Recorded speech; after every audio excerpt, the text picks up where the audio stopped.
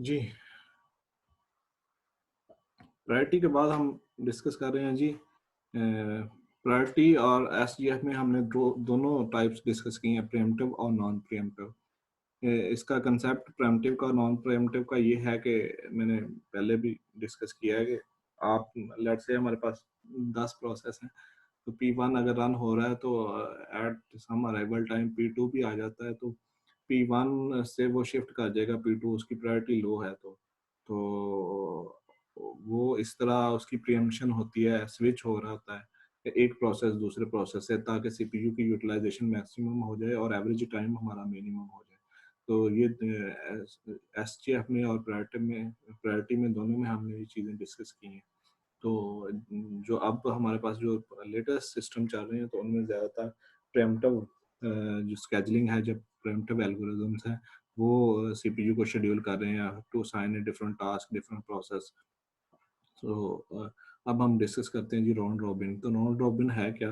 The round robin are scheduling algorithm is designed especially for the time sharing system. ये time slice इसमें दिया जाता है, एक स्पेसिफिक क्वांटम शेयर कर दिया जाता है। Each process gate A small unit of a CPU time, इसको हम टाइम क्वांटम बोलते हैं, usually 10 to 100. So it is similar to a first come first serve scheduling, but preemption is added in embedded the system to switch between the process. ये जो round robin है ये pre-emptive है। एसजीएफ और जो हम प्रायोरिटी पढ़ के आए हैं ये दोनों प्रीएम्प्टिव और नॉन प्रीएम्प्टिव दोनों तरीके से बिहेव करती हैं, लेकिन जो फर्स्ट कम फर्स्ट सर्व है वो भी कोऑपरेटिव और नॉन प्रीएम्प्टिव है, जबकि ये है ही प्रीएम्प्टिव, ये नॉन प्रीएम्प्टिव है ही नहीं।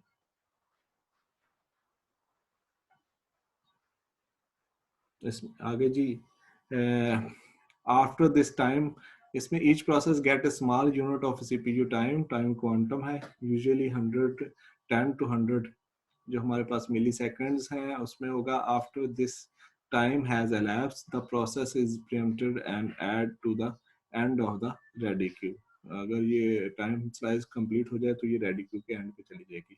If there are n process in the ready queue and the time quantum is q, then each process gets 1 by n of the CPU time, chunks of most queue times at once. So no process wait more than n minus 1 multiplied by q times unit. So performance q large is equal to FIFO and q small is equal to must be large with respect to the context switching, otherwise overhead is too high. इसकी example देख लेते हैं जी। Example है, इसमें time slice देखें 4 दे दिया गया है, अब P1 है, P2 है, P3 है, इसमें 24 है। तो देखें 0 to 1 रन हो रही है, 0 to 4 रन हो रही है। इसका टाइम स्लाइस पूरा हो गया तो वो at the end of the Q चले जाएगी। अब P2 आ गई है, वो है ही 4 to 3 है, आगे P3 आ गई है, आगे फिर P1 का स्टार्ट हो गया है ही वो P1 14 से 10 से 14, 18, 22, 26 और 20। और आप इसमें देखें इसका एवरेज टाइम काफ़ी कम है, typically high average turn around then SGF but better response time. इसमें है कि टर्न अराउंड टाइम तो एसजीएफ से है, लेकिन इसका response time as compare to the shortest job first is better. So to implement RR scheduling, we again treat the ready queue as a FIFO queue of the process. Now process इसमें हो क्या रहा है जी, ये मैं बता रहा हूँ। So now new process are added to the tail of the ready queue, जो अभी हमने एग्जांपल में देखी थी। The CPU scheduler picks the first process from the ready queue, set a timer to interrupt after one time quantum and dispatch the process. यही हो रहा है, देखें इसमें। जी जी जी है जी, किसी का कोई क्वेश्चन है? आवाज आ रही थी।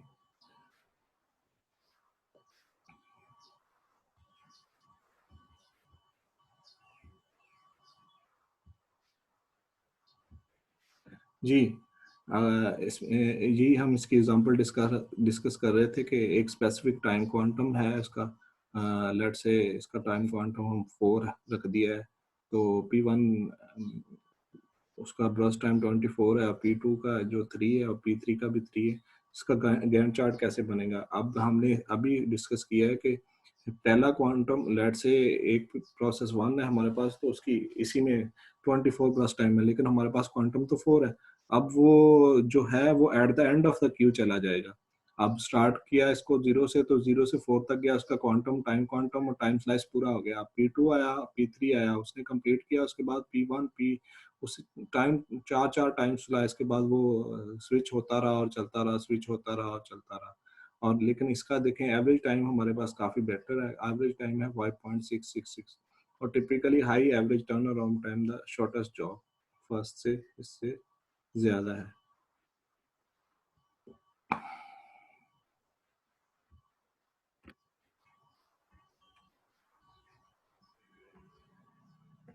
अब देखें जी time quantum and context switching time. अब इसमें एक कंसेप्ट है कि in the RR scheduling algorithm no process is allocated the CPU on more than one time quantum।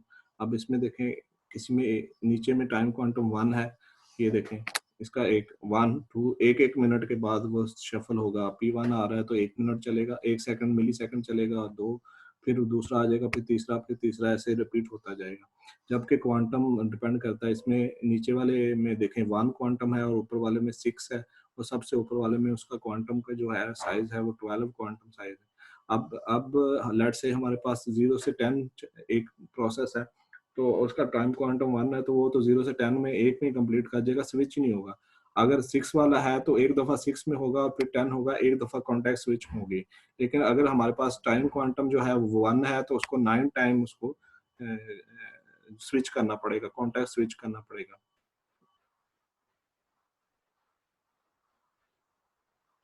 So thus we want time quantum to a large with respect to the context switch। ये है कि जितना हमारा contact switching switch है वो quantum है वो large होगा, हमारी कॉन्टेक्ट स्विचिंग जो है उसको अवॉइड होगा। कॉन्टेक्ट स्विचिंग बार बार हमें नहीं करनी पड़ेगी। कॉन्टेक्ट स्विचिंग में ये है कि उसका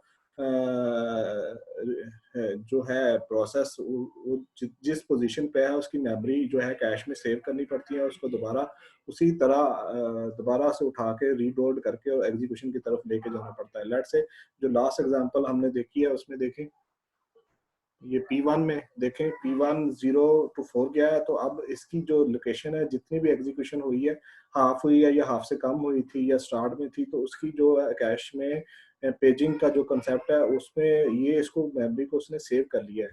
अब उसको सेव करने के बाद P2 P3 रन हुआ है, तो अब दोबारा फिर कॉन्टेक्ट स्विचिंग हुई है P1 की। अब P1 दोबारा उसी स्टेज से जहां स्टेज पे छोड़ा था उसी स्टेज से स्टार्ट किया गया है मेमोरी का, और ये कॉन्टेक्स्ट स्विचिंग का कंसेप्ट है, इसको पेजिंग इसको करती है, मैनेज करती है, जो कि वेरी डिफिकल्ट है, डिफिकल्ट टास्क है इसके लिए, लेकिन ये है कि ये होता ऐसे ही है। अब लेट से हमारे पास ये टाइम क्वांटम जो है वो बड़ा है, 12 है, और उसमें देखें एक प्रोसेस के पास हमारे पास 10 मिली सेकेंड है, तो वो एक ही में ही कर लेगी।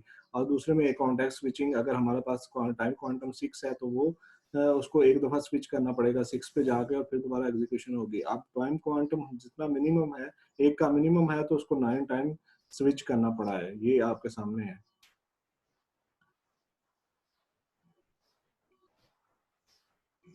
आगे आगे जी हमारे पास multi level Q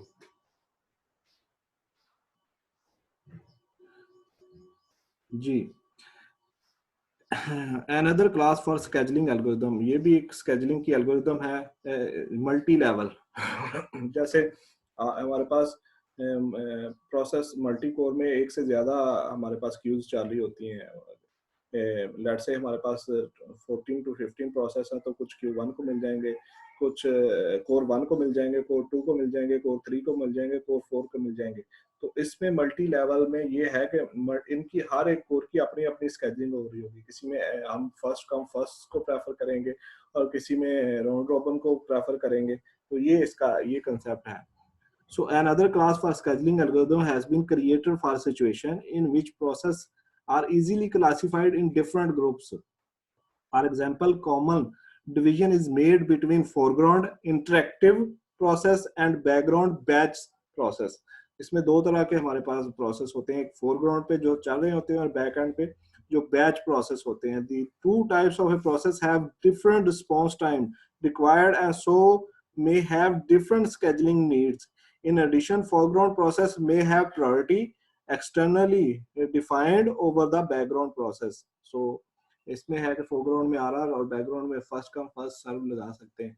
So scheduling must be done between the queues. जो scheduling है वो between the queue हो सकती है. Fixed priority schedule serve all foreground then backgrounds, possibly of the starvation. इसमें टाइम स्लाइस है जी. Each queue gets a certain amount of a CPU time which is can be scheduled among its processes. So has the advantage of low scheduling over, but it is inflexible.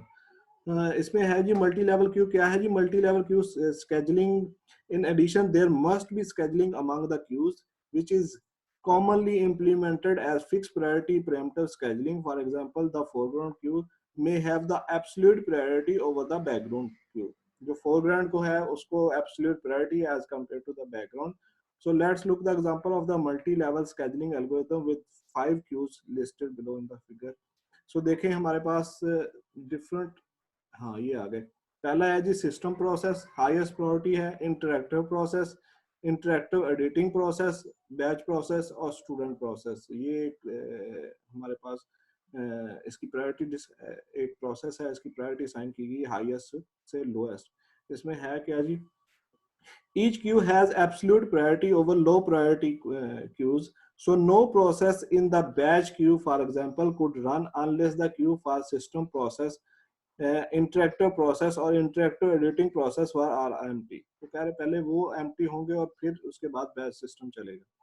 So for instance the foreground and background Q example, the foreground queue can given 80% of the CPU time for the RR scheduling among its process, while the background key give the 20% of the CPU to give its process on the FCFS scheduling. ये multi level का concept है जी. Multi level में ये है कि different cues पे काम हो रहा है, फोरग्राउंड पे और बैकग्राउंड पे हम इसको डिफरेंशिएट कर देते हैं.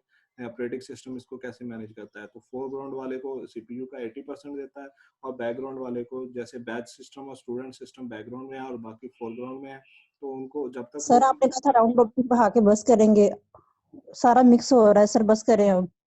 अच्छा चले, ये मल्टी लेवल बस एंड हो गया, मल्टी लेवल तक एंड करते हैं. ये सुन लें बस. मल्टी लेवल क्यूज में सिंपल आपको बता देता हूँ कि मल्टी लेवल क्यूज में डिफरेंट लेवल्स की क्यूज बन जाती हैं और उसमें इसमें ऑपरेटिंग सिस्टम दो चीजें डिफाइन करता है, एक फोरग्राउंड पे और एक बैकग्राउंड पे. बैकग्राउंड पे बैच सिस्टम होता है और फोरग्राउंड को प्रायोरिटी डिसाइन कर दीजिए. हाईएस्ट प्रायोरिटी जो है वो फ्रंट पे जो आप इंटरेक्टिव समझ लें उनको दे दी जाती है और बैक एंड पे जो हमारे पास ये स्टूडेंट प्रोसेस और बैच प्रोसेस उनको दी जाती है. और सीपीयू 80% अपना फ्रंट एंड को देता है और 20% जो है बैक एंड को देता है. और जब तक फ्रंट एंड की एग्जीक्यूशन कंप्लीट नहीं होगी तब तक वो दूसरी भी उसकी कंप्लीट नहीं होती, वो रन नहीं कर पाता. ये इसका है मल्टी लेवल क्यू स्केड्यूलिंग का.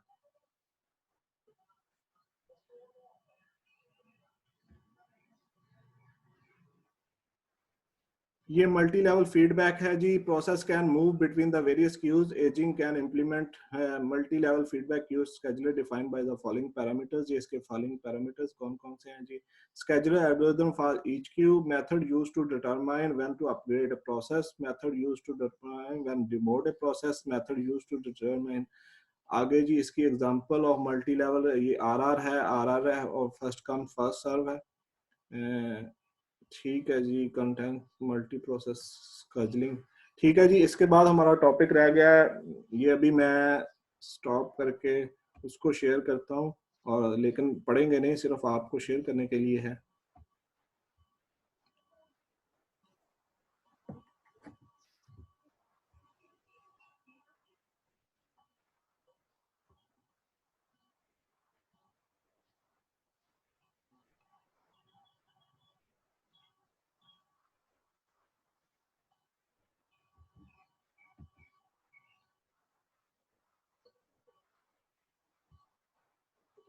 जी ये है, देखें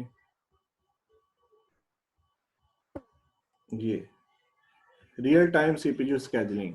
सो हम नेक्स्ट टाइम इसको हम डिस्कस करेंगे, रियल टाइम सीपीयू स्केड्यूलिंग कैसे होती है. तो उसमें सॉफ्ट और रियल टाइम सिस्टम का कंसेप्ट है, हार्ड रियल टाइम का कंसेप्ट है. और इसमें इसका आगे इसकी टाइप्स हैं कि मिनिमम लेटेंसी है, आगे डिस्पैच है, प्रायोरिटी बेस्ड स्केजुलिंग है, अर्लीस्ट डेड फर्स्ट स्केजुलिंग है, और बस इसमें ये और प्रोपोर्शनल शेयर स्केजुलिंग है। ये रियल वर्ड जो स्केजुलिंग है जो आपके रियल वर्ल्ड में यूज होती है। रियल वर्ड एक गाड़ी की एग्जांपल लेके, गाड़ी में एबीएस सिस्टम जो होता है और घरों में आपके माइक्रोवेव ओवन्स यूज हो रहे हैं, तो ये उनकी बात हो रही है जो रियल वर्ल्ड में आप ऑपरेटिंग सिस्टम यूज कर रहे हैं और उनकी प्रायोरिटी कैसे हो रही है, वो कैसे स्केड्यूल कर रहे हैं, ये सारी रियल वर्ल्ड उसकी डिस्कशन करेंगे इंशाल्लाह नेक्स्ट लेक्चर में।